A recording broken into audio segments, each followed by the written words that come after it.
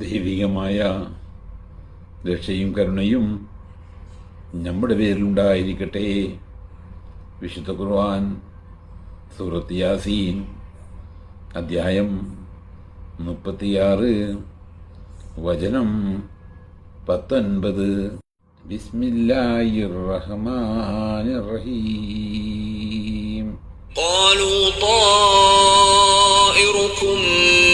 മഅകും അഇൻ ദുക്കിർതും ബൽ അൻതും ഖൗമുൻ മുസ്രിഫൂൻ. അവർ ദൂതന്മാർ പറഞ്ഞു, നിങ്ങളുടെ ശകുനപ്പിഴ നിങ്ങളോടൊന്നിച്ച് തന്നെയാണുള്ളത്.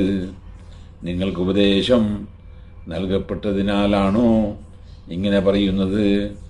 പക്ഷേ നിങ്ങൾ അതിര് കവിഞ്ഞ ഒരു ജനതയാണ്.